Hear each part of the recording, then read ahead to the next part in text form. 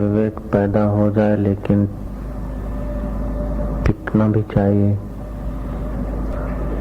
विवेक पैदा हो जाए, उसको सद विचार से, उस विवेक को सत्संग से, प्राचीन ऋषियों के इतिहासों से, संतों के दर्शन पर्शन सत्संग संत समागम से उस विवेक को सींचा जाए। जब तक विवेक प्रकट नहीं होता तब तक मनुष्य मनुष्य कहलाने के लायक नहीं रहता।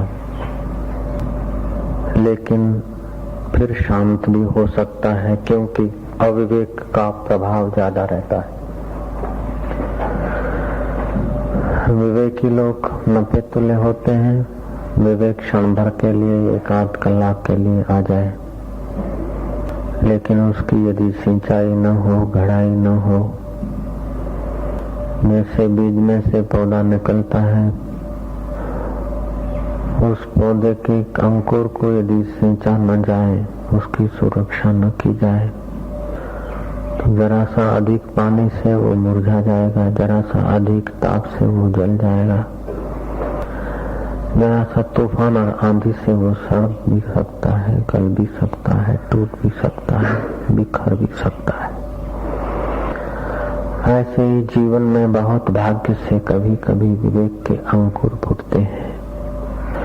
विवेक के अंकुर फूटने पर यदि उसकी सिंचाई न हुई, विवेक के अंकुर फूटने पर यदि उसकी सुरक्षा न हुई, तो वह विवेक फिर नाश हो जाता है। विवेक पैदा हो, फिर उसकी सिंचाई हो, उसकी सुरक्षा हो, तो विवेक रूपी अंकुर बड़ा होकर वैराग्य रूपी पेड़ बनता है। वैराग्य रूपी पेड़ होने पर उसमें जो फल लगने के फूल होते हैं, षट संपत्ति रूपी फूल उसमें प्रकट होते हैं और आत्म साक्षात्कार रूपी फल लगता है।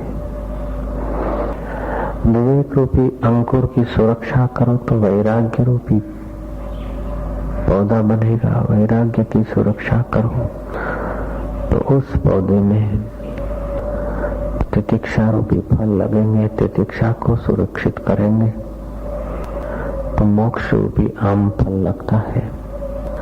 जैसे आम के पेड़ में केरी लगती है, आम लगता है, उसके पहले उसके मोर बैठते हैं। ऐसे ही मोक्ष प्राप्ति के पहले तितिक्षा, सम, दम, ईश्वर प्रणिधा, ये सद्गुण प्रकट हो जाते हैं। सारे सद्गुणों की नींव, सारे फलों की नींव है विवेक। विवेक तब तक नहीं होता जब तक आदमी शुभ कर्म नहीं करता। कोई जन्म के शुभ कर्म यदि फल देने को तत्पर होंगे तो धन और यश मिलेगा, लेकिन अत्यंतिक सात्विक शुभ कर्म यदि फल देने को तत्पर होंगे तो विवेक पैदा होगा। पुण्य से यश और धन मिलता है, लेकिन महापुण्य से विवेक पैदा होता है। महापुण्य से विवेक पैदा होता है और महापुण्य महापुरुषों के पास ले जाता है। साधारण पुण्य धन यश में बर्बाद कर देता है समय, लेकिन महापुण्य जब प्रकट होता है तो महापुरुषों के पास ले जाता है। राजा बलि को महापुण्य उपलब्ध हुआ है।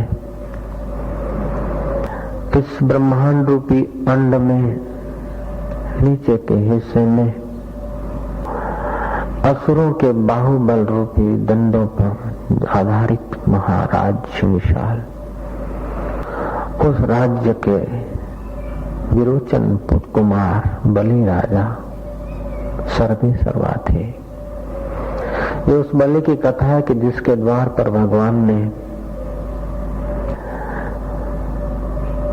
पटवाला होना स्वीकार किया था। ये उस बलि की कथा है कि जिसके वहां भगवान की अर्धांगिनी श्री लक्ष्मी जी रक्षाबंधन के दिन राखड़ी बांधने को पहुंची थी। ये वह बलि है जिनके आगे भगवान को वामन रूप धारण करना पड़ा था। इतना ओजस्वी तेजस्वी महाबली विरोचन कुमार सोचता है, मैंने करोड़ों वर्ष भोग भोगे हैं, राज किए हैं, आप डर मत जाना, चौंक मत जाना, करोड़ों वर्ष कैसे कोई जी सकता है। हर जीव की, हर स्थान की अपनी मर्यादा होती है। हर जीव की अपनी अपनी आयुष्य और अपना अपना काल है। जैसे शरीर में साधारण जंतु हैं, वो तुम्हारे एक श्वास में जन्मते भी हैं और तुम्हारे एक श्वास के समय में उनका आयुष्य पूरा भी हो जाता है। तुम्हारे एक दिन में उनका एक युग बीत जाता है। तुम्हारे एक सप्ताह में उनके न जाने क्या क्या बन और क्या क्या बिगड़ जाने वाले कार्य हो जाते हैं। जीव जीव की अपनी देश की, अपने काल की, अपनी आयुष्य की मर्यादा है। काल अथाह है, जैसा जैसा जीव है, जैसी जैसी उसकी कल्पना है, ऐसे ऐसे उसके वर्ष होते हैं, ऐसे ऐसे उसके दिन होते हैं। कीड़ी का वर्ष और दिन कीड़ी जाने, बैक्टीरिया का वर्ष और बैक्टीरिया का जीवन बैक्टीरिया जाने, चूहे की आयुष्य और चूहे की गिनती चूहा जाने। अल्पमति के लोगों का गिनती और मान्यता अल्पमति के लोग जाने। राजाओं की मति राजा लोग जाने, योगियों की मति योगी जाने, भोगी की मति भोगी जाने। जैसी मति गति होती है, ऐसा देश काल वर्षों की गिनती की जाती है। वो महापराक्रमी तेजस्वी विरोचन कुमार राजा बलि एक दिन दीवाल को टेक्का देते हुए बैठा और खिड़की से आकाश की तरफ निहारता है।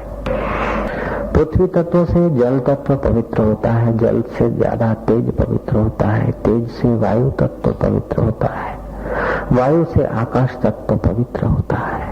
इसलिए योगी जब निहारेगा तो ऊपर की ओर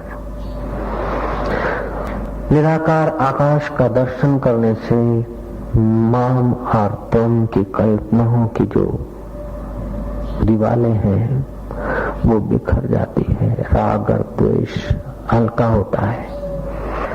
आकाश की तरफ दृष्टि करके जो लोग ध्यान करते हैं या विचार करते हैं, उनके विचार विशाल विचार होते हैं। विशाल विचार में विवेक पैदा हो जाए, कहना ही क्या। झरोखे से निहारते हुए बलि राजा विचारते हैं कि हाय, मैंने हजारों वर्ष राज्य किया, भोग भोगा, लाखों बार इस पृथ्वी पर जन्मा, करोड़ों रुपये मैंने जोड़े और अरबों अरबों मैंने भोग भोगे, खरबों खरबों रुपये मैंने जोड़े, लेकिन हर जन्म के जोड़ को अजोड़ में छोड़ देना पड़ा, हर मित्र को छोड़कर अलविदा होना पड़ा। बलि विवेक से विचार करते हैं कि आखिर इस जीवन की गति क्या है। ऐसा कोई भोग नहीं कि मैंने नहीं भोगा हो, ऐसा कोई रस नहीं मैंने न लिया हो, ऐसा कोई रूप नहीं जो मैंने न देखा हो, ऐसा कोई शब्द नहीं जो मैंने न सुना हो, ऐसा कोई लेय पेय खाद्य चोष्य पदार्थ नहीं कि मैंने चूसा न हो, पिया न हो, खाया न हो। लेकिन इन इंद्रियों को जो कुछ खिलाया विष्टा हो गया, जो कुछ दिखाया भूतकाल हो गया, जो कुछ पिलाया पेशाब हो गया। इंद्रियों को खिला पिला कर मेरा जीवन ही खाया पिया गया है, मैं अभागा ऐसे ही मारा जा रहा हूँ। अपने को राजा समझता हूँ, लेकिन इस पृथ्वी पर तो कई राजा आए। पृथ्वी की धूलि की कणिका गिन सकते हैं, लेकिन राजाओं की गिनती नहीं हो सकती। मैं अपना समय ऐसे ही व्यतीत किए जा रहा हूँ। बलि राजा के चित्त में विवेक रूपी अंकुर पैदा होता है और बलि राजा उस अंकुर की ठीक से सिंचाई करते हैं। जैसे केसरी सिंह जंगल में सैर करते, तरापे मारते मारते कहीं कोई साधु पुरुष की कुटिया के नजीक आता है तो वो अपना विशीला स्वभाव छोड़ देता है। ऐसे ही बलि का मन भोग रूपी विशीले स्वभाव को छोड़कर वैराग्य रूपी, विवेक रूपी अमृत का पान कर रहे हैं। वो सौभाग्यशाली नरेश विचार कर रहा है, ऐसा कौन सा रमणीय पदार्थ है जो सदा रहे और भोगने वाला भी सदा भोगता रहे। ऐसा कौन सा दृश्य पदार्थ है जो देखने की रुचि भी बना रहे और देखने वाला भी बना रहे, दिखने का पदार्थ भी बना रहे। ऐसा कौन सा सूंघने का सुगंध है कि वो सुगंध भी बनी रहे, सुगंध लेने वाली नाक भी बनी रहे और सुगंध लेने वाला भी सदा रहे। या तो सुगंध ही नष्ट हो जाती है, या तो रुचि नष्ट हो जाती है, या तो साधन ही नष्ट हो जाता है। देखत नयन चलो जग जाई, का मांगू कछु थिर न रहाई। आंखों के देखते देखते सब भोग पदार्थ बदल रहे हैं। आंखों के देखते देखते सब मित्र शत्रु के रूप में बदल रहे हैं। शत्रु मित्र हो रहे हैं और मित्र शत्रु दोनों ही मरे जा रहे हैं। इसी प्रकार का विवेक ज्ञान बलि को पैदा हुआ है। जिसके जीवन में विवेक नहीं वो मनुष्य नहीं, गर्दभ है। उसको बहुत कुछ बोझा उठाना पड़ता है। धन हो जाना कोई बड़ी बात नहीं, पद मिल जाना कोई बड़ी बात नहीं, मित्र मिल जाना कोई बड़ी बात नहीं, शत्रुओं से विजय पा लेना कोई बड़ी बात नहीं। बड़ी बात तो यह है कि जीवन में प्रखर विवेक आ जाए। जब तक जीवन में प्रखर विवेक नहीं आता तब तक वैराग्य रूपी चांद नहीं चमकता। जब तक वैराग्य रूपी चांद नहीं चमकता तब तक जीवन रूपी औषधि अमृत से परिपुष्ट नहीं होती। जब तक जीवन रूपी औषधि अमृत से परिपुष्ट नहीं होती तब तक जीवन नहीं, वो मौत के मुंह में जा रहा है। उन अभागों को ही भोग रुचते हैं, उन अभागों को ही जगत का आह्लाद आकर्षित करता है जिनके जीवन में विवेक रूपी पौधा पैदा नहीं हुआ। जनक के जीवन में भी सिद्धों की कथा सुनने पर विवेक रूपी पौधा प्रकट हुआ था। जनक ने सींचा उस पौधे को, वैराग्य रूपी पुष्प लगे, तितिक्षा रूपी पुष्प लगे और ब्रह्म ज्ञान रूपी फल लगा। उस फल का आस्वादन लेकर जनक अमरत्व को उपलब्ध हुए। इसी प्रकार महाभाग विरोचन कुमार बलि राजा सोचते हैं, मैंने कितने ही भोग भोगे, मैंने कितने ही जन्म लिए, कितनी ही रानियों के हाव भाव से मैं अपने को सुखी करने की कोशिश किया। कितने ही जन्मों में मैं कईयों की पत्नी बना, कितने जन्मों में मैं पशु बना, कितने जन्मों में मैं पक्षी बना था। अभी मैं असुरों का सम्राट हूँ। हजारों लाखों मैंने भोग भोगे हैं, लेकिन भोग खत्म हो गए, मेरी आयुष्य खत्म हो गई, लेकिन कोई सार तत्व को मैंने नहीं पाया। कबीर जी कहते हैं, क्या करिए क्या जोड़िए। विरोचन सोचते मैं क्या क्या किया, क्या क्या जोड़ा, लेकिन अंत में कुछ हाथ नहीं आया। अनुभवी संत कहते हैं, क्या करिए क्या जोड़िए, थोड़े जीवन का आज, थोड़े जीवन के लिए मैं क्या क्या करूं, क्या क्या जोड़ूं, कब तक जोड़ूंगा, कब तक करूंगा। ऐसा विवेक पैदा नहीं होता। वो विद्वान भी मूर्ख है, धनवान भी निर्धन है, सत्तावान भी दरिद्र है, नासमझ है। जब तक विवेक नहीं होगा तब तक वैराग्य प्रगाढ़ता को प्राप्त नहीं होगा।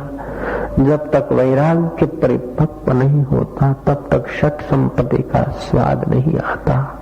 षट संपत्ति जीवन में जब तक महत्व नहीं रखती तब तक आत्मज्ञान रूपी फल परिपक्व नहीं होता। जब तक आत्मज्ञान रूपी फल परिपक्व नहीं होता तब तक ये जीव बेचारा अभागा है। जैसे विधवा स्त्री का श्रृंगार निरर्थक है, निगुरा आदमी का खाना पीना और जीना व्यर्थ है, ऐसे ही विवेक बिना के साधक की साधना भी व्यर्थ हो जाती है। बलि राजा को विवेक पैदा हुआ है। बलि सोचते हैं कि हे मेरे मन, तू कब तक जिएगा, कब तक खाएगा, कब तक जोड़ेगा, और जोड़ जोड़ कर आखिर कहाँ ले जाएगा, कहाँ रखेगा। कबीर जी कहते हैं, क्या करिए क्या जोड़िए थोड़े जीवन काज, क्या करिए क्या जोड़िए थोड़े जीवन काज, छोड़ी छोड़ी सब जात है देह गेह धन राज। सब छोड़ छोड़ के जा रहे हैं, देह को भी छोड़कर जा रहे हैं, गेह माना घर को भी छोड़कर जा रहे हैं, धन को भी छोड़कर जा रहे हैं, राज को भी छोड़कर जा रहे हैं। लेकिन हे अविवेकी मानव, हे विवेक शून्य नराधमो, तुम किसको पाने के लिए लगे हो, किसको जोड़ने के लिए लगे हो, किसको रखने के लिए लगे हो। जो कुछ तुम लगे हो वो सब छोड़कर कहीं जा रहे हैं। तुम कितना संभालोगे बाबा, जरा तो सोचो। क्या करिए क्या जोड़िए थोड़े जीवन काज, क्या करिए क्या जोड़िए थोड़े जीवन काज, छोड़ी छोड़ी सब जात है देह गेह धन राज। युधिष्ठिर से यक्ष पूछता है कि आश्चर्य क्या है। महाभारत की कथा है। चारों भाइयों को उस यक्ष ने मार डाला था क्योंकि वो ठीक उत्तर न दे पाए। यक्ष का प्रश्न था, जो प्रश्न का उत्तर दे वो सरोवर का पानी पिए, और जो उत्तर न दे सके वो उसका जीना व्यर्थ है, उसे मैं अभी मार डालूं।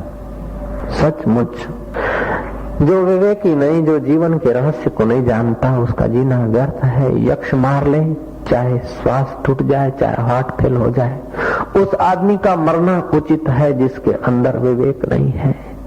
उसकी श्वास लेना बेकार है। वो भार भूया, वो पृथ्वी पर भार रूप है, भूमि पर वो भार रूप है।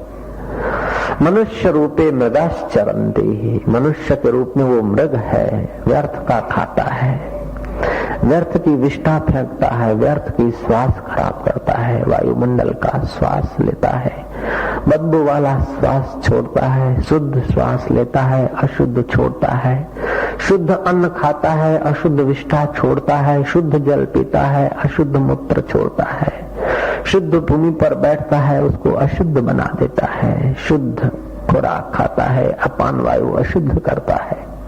वो पृथ्वी पर भार रूप है जिसके जीवन में विवेक नहीं है, जिसके जीवन में वैराग्य नहीं है, जिसके जीवन में आत्मज्ञान की जिज्ञासा नहीं है, जिसने कभी महापुरुष का दर्शन करके अपना जीवन धन्य करने का मौका न लिया, वो सचमुच पृथ्वी पर भार रूप है।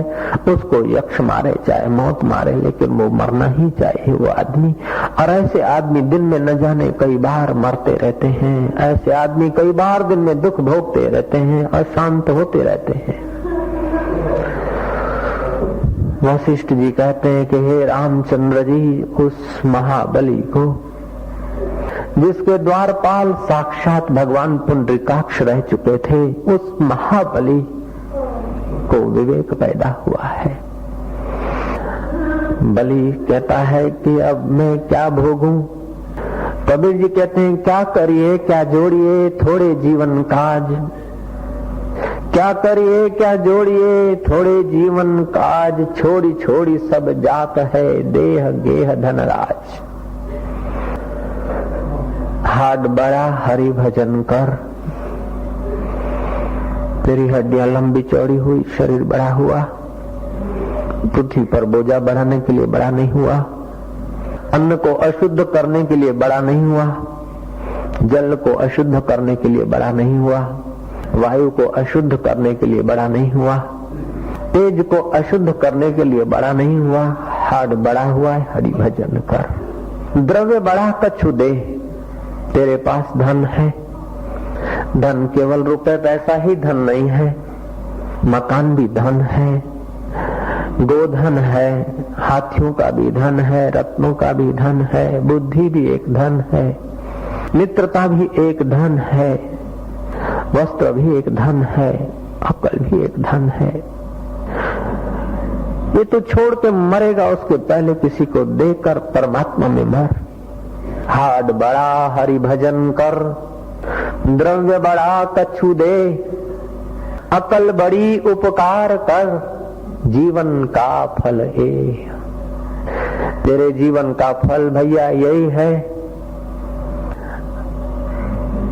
तो 5 वर्ष से यदि बड़ा हो गया है, तेरा कर्तव्य है प्रकृति के ऊपर विजय पाना, प्राकृतिक स्वभाव से अपना दिव्य स्वभाव बनाना। 100 छोटे पुण्य एक महापुण्य होता है, 100 छोटे पाप एक महापाप होता है। अनंत पाप अनंत पुण्य करते करते आए।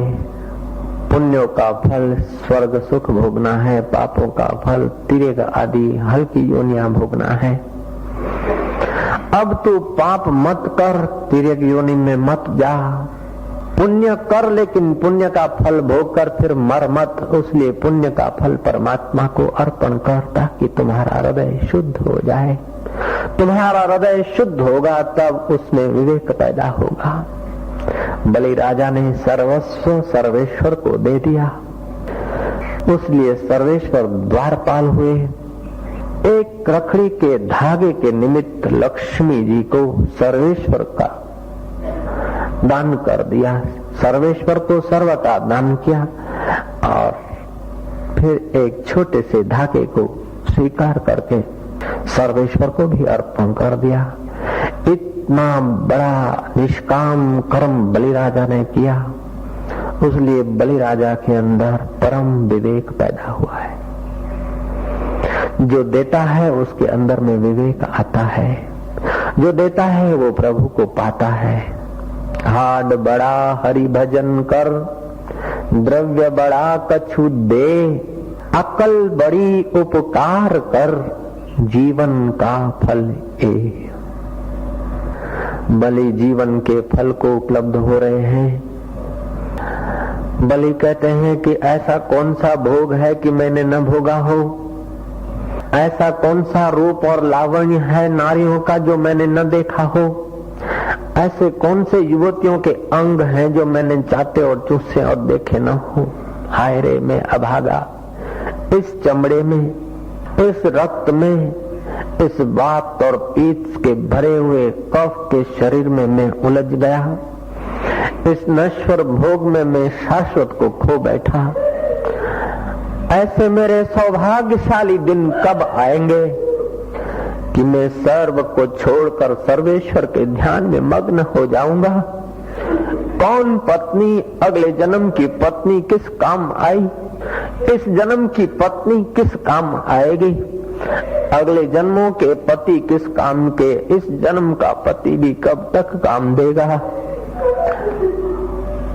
हाय रे मैं अभागा बेमौत मारा गया। मैं अविवेक पूर्ण अपने को भोगों में उलझा रहा था और अपने को सम्राट मान रहा था। मैं सम्राट तो नहीं, मैं राजा तो नहीं बना, लेकिन मैं तो विषयों का भिखारी हो गया। मैं तो भोगों का भिखारी हो गया। कभी कुछ खाने के लिए दौड़ा, कभी कुछ देखने के लिए दौड़ा, कभी कुछ सुनने को दौड़ा, कभी कुछ सुनाने को दौड़ा, कभी कुछ पाने को दौड़ा, कभी कुछ खोने को दौड़ा। ये सारा जीवन, अनंत जीवन, हजारों जीवन, लाखों जीवन, करोड़ों जीवन मैंने खो दिए।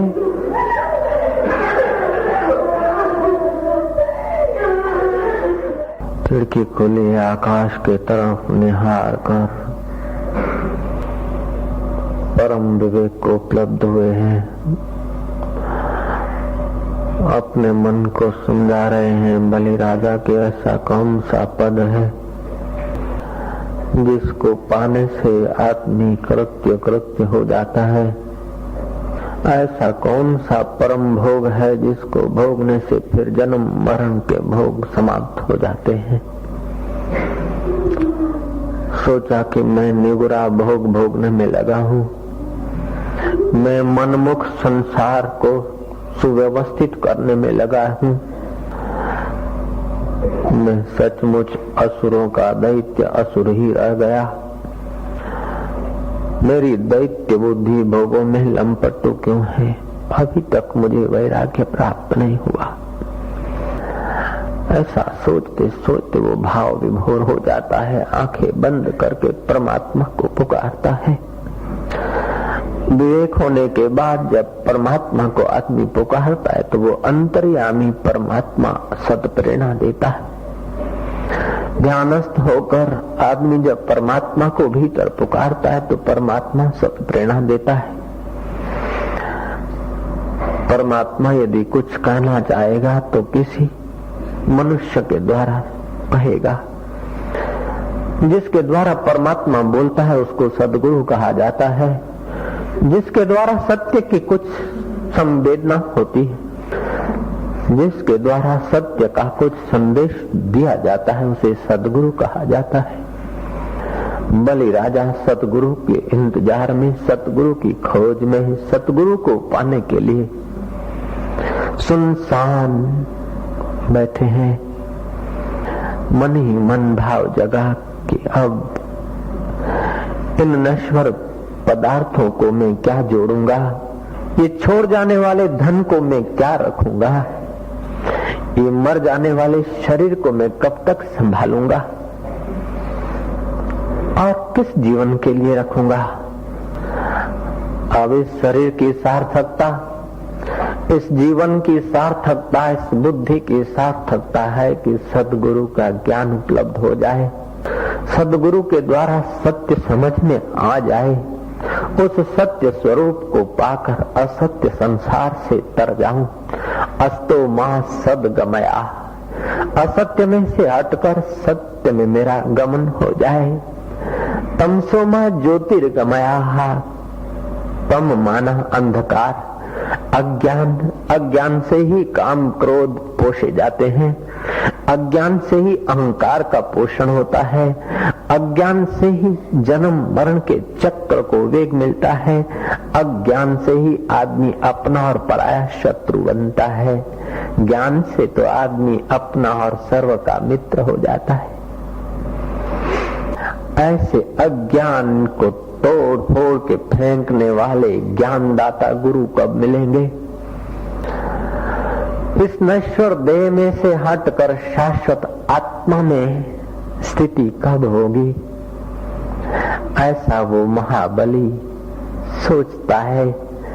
सोचते सोचते शांत होता है। शांत स्वरूप में, शांत मन में सद प्रेरणा प्राप्त करता है कि विरोचन को बुलाए। विरोचन का आवाहन किया। जिसका मन सूक्ष्म हो जाता है, जो ध्यान करता है, उसके मन में आवाहन करने का सामर्थ्य आ जाता है। ना धोकर बैठे, धूप दीप जलाकर शांत होकर बैठे, चाहे तो अपने गुरु को भी बुला सकता है, चाहे तो अपने मित्र को बुला सकता है, चाहे तो अपने शत्रु को भी बुला सकता है। लेकिन ये बुलाने का काम तब तक रहता है जब तक जिससे बुलाया जाता है उसको नहीं जानता। जिससे बुलाया जाता है उस स्वरूप को जो जान लेता है, फिर वो बुलाने की झंझट में नहीं पड़ता। बलि राजा न मूर्ख थे न ज्ञानी थे। मूर्खता को पार कर चुके थे लेकिन ज्ञान को उपलब्ध न थे, मध्यम अवस्था थी। बलि राजा अपने पिता विरोचन को बुलाते हैं, विरोचन का चिंतन करते हैं। सारी सृष्टि में एक तत्व है, तुम जिसका चिंतन करते हो, अनेकत्व विचार हटाकर एकाकार चिंतन जिसका भी करते हो, वो वस्तु, वो स्थिति, वो व्यक्ति, वो पदार्थ, वो परिस्थितियां पैदा हो जाती है, क्योंकि तुम सत्य संकल्प हो। क्योंकि तुम आत्मा हो, सत्य संकल्प हो, तुम्हारे संकल्प बिखरे हुए संकल्प होते हैं। तब तक तुम तुच्छ होते हो, साधारण जीव होते हो। जब तुम मौन होते हो, शांत होते हो, अंतर्मुख होते हो, तब तुम साधारण व्यक्ति नहीं होते हो। तुम्हारी संकल्प शक्ति ईश्वरी संकल्प शक्ति के करीब करीब हो जाती है। तुम्हारा जीवन ईश्वरी जीवन, तुम्हारा श्वास महापुरुषों का श्वास हो जाता है। जब तुम शांत स्वरूप परमात्मा में डूबने के लिए उत्कंठा पैदा करते हो। बलि राजा को उत्कंठा पैदा हुई, जिसको परमात्मा प्राप्ति की उत्कंठा पैदा होती है, ऐसा आदमी जिस वक्त जैसा उसको अनुकूल होता है, उसका जिस काम में, जिस व्यवहार में, जिस परिस्थिति में हित होता है, वह परिस्थिति की रचना हो जाती है।